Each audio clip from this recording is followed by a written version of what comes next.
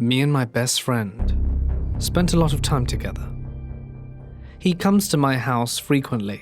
We play games and watch videos on the internet.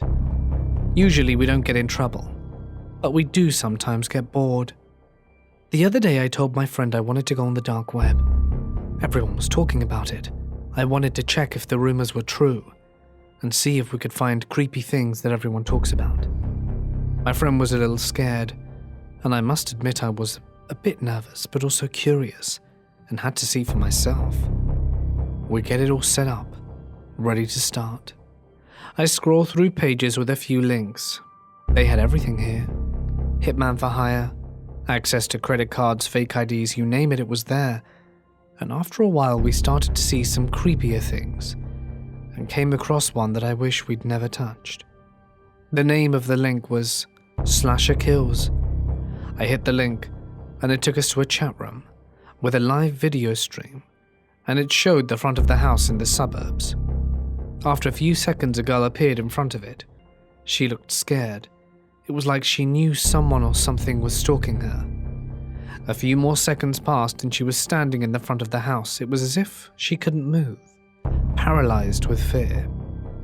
It was at that moment, from nowhere, someone appeared behind her and stabbed her with a machete, raising her into the air. She screamed, but it was of no use. The killer threw her like a piece of garbage to the ground and vanished. My friends and I were in complete shock. We were questioning if this was real. Had we just witnessed a murder on live stream?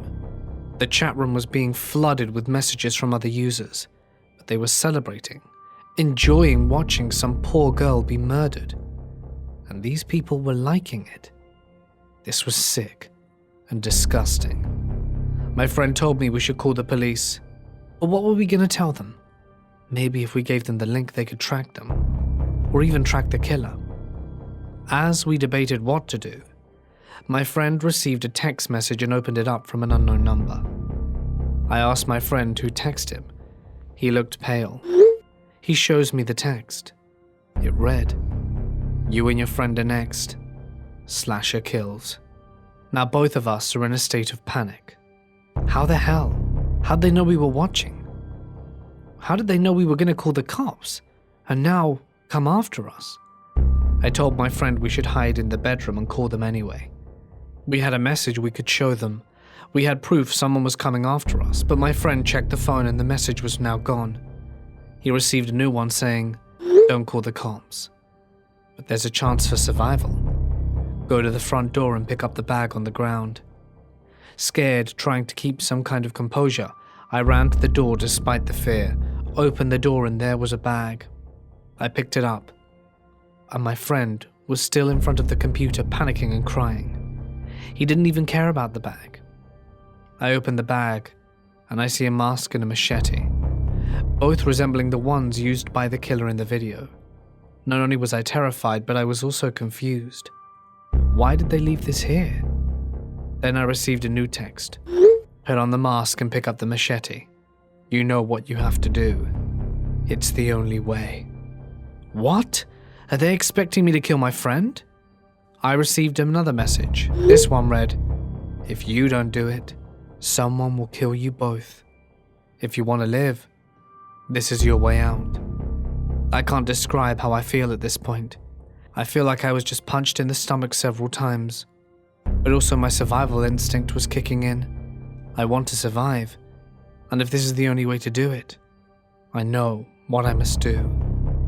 So I put on the mask and grabbed the machete. It's time.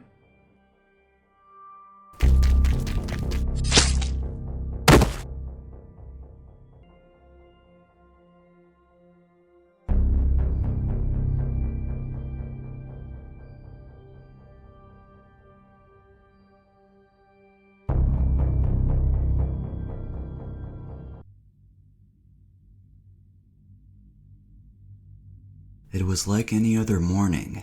I sat down at my desk and started my daily routine of checking my email. But among the various emails I had in my inbox, one caught my attention. It was sent by somebody I didn't know and had a really suspicious subject title that said, "Before your shift at Starbucks, check out these videos of yourself.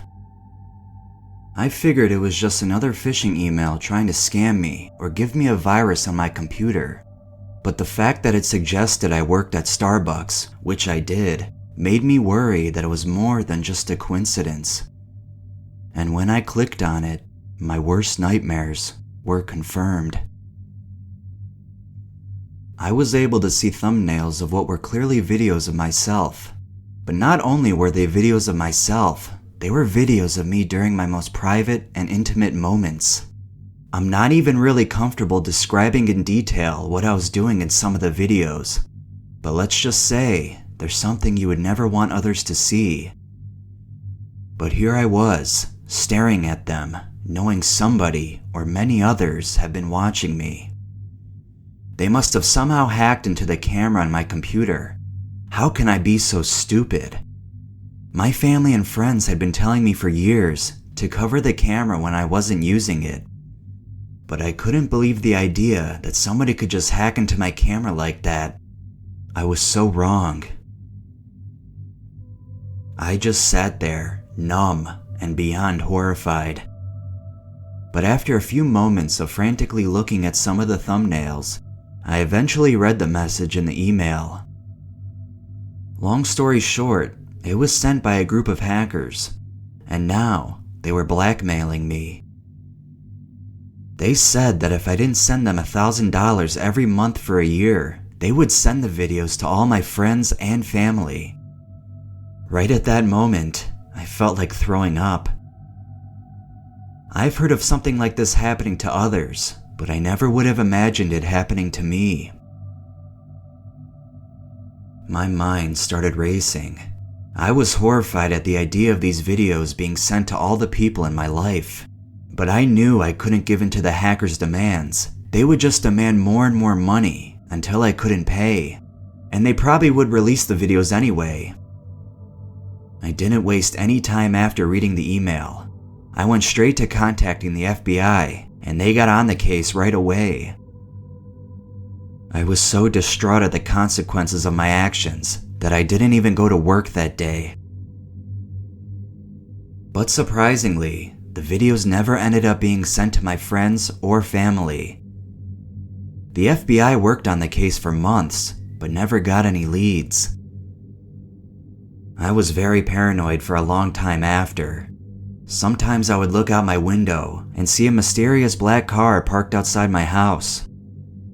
But before my roommates and I were able to inspect the matter further, the car would leave.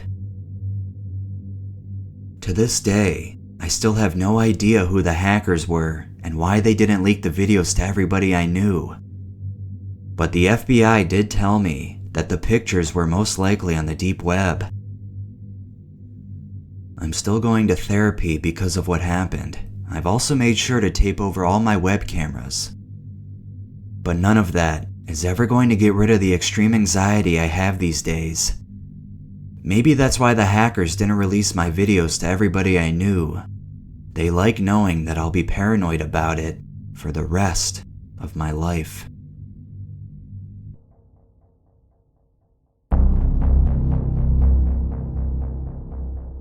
I had always heard about those videos on YouTube, about people supposedly buying mystery boxes off the dark web. Whether they were true or not, I still found it fascinating. So one day, I decided to finally buy one and see if they were worth all the hype or not. Even though I'd been going through the dark web for a while, this would actually be the first time I'd be purchasing something. Through some recommendations, I found a site that sold some of these mystery boxes. How they obtained them, I have no idea, but the prices were surprisingly low. I'm guessing that a lot of these people involved just loved gathering and making this stuff like it was a hobby. Even though I almost backed out, I eventually ordered one. After a few weeks, a package without a return address finally arrived at my door. At first, I was hesitant to open it, but after a little bit of alcohol, I finally gathered the courage to do so. Inside of the brown shipping box was a smaller box. I used my pocket knife to cut through all the tape it was wrapped in.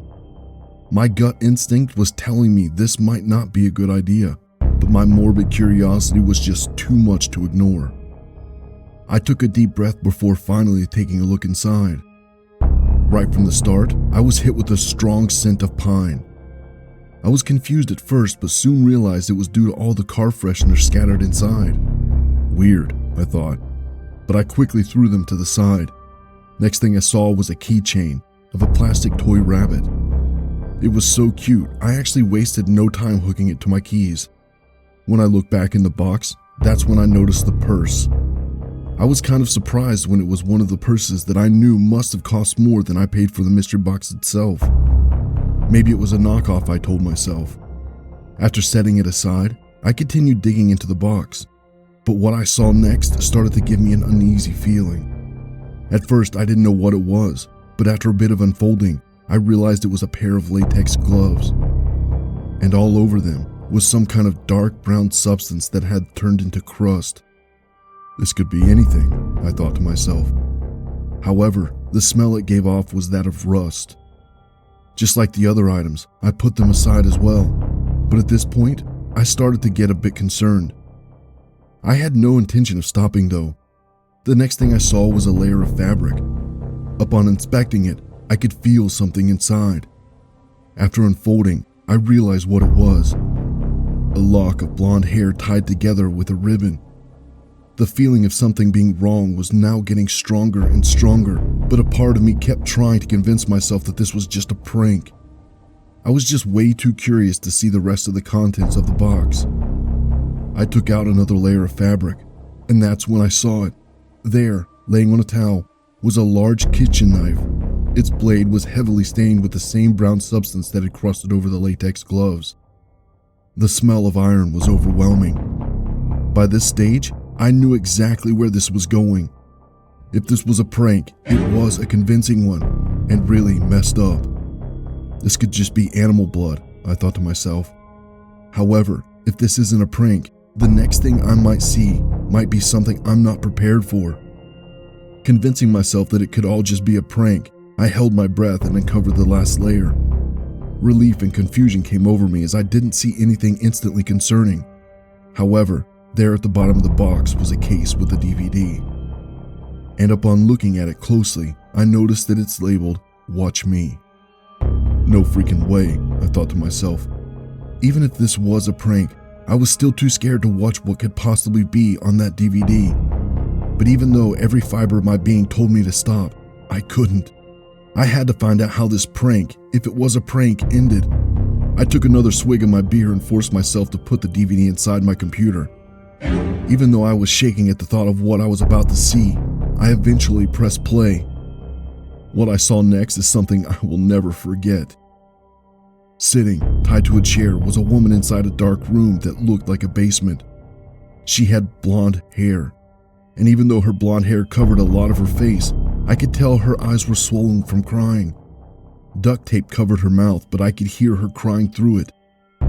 As horrified as I was, I couldn't help but continue to watch. It wasn't more than a few seconds later that a masked man appeared on the screen. And in one of his hands was a large kitchen knife that looked similar to the one from the box. I watched in horror as he raised the knife to her hair and cut a piece off. He then tied it together with a ribbon before putting it in his pocket. This is all just a prank, I kept muttering to myself. But just as I started second-guessing watching the rest of the video, that's when I saw the masked man take the knife and place it on top of the woman's index finger. I could see her finger with the pink fingernail trembling from fear. My stomach dropped at the thought about what he was about to do, and before I knew it, he proceeded to slice her finger off. I could hear her muffled screams of pain as the masked man eventually severed her finger. That looked too real, I told myself, horrified. And before I could even shut off the video, that's when the masked man quickly took his knife and sunk it into the woman's stomach.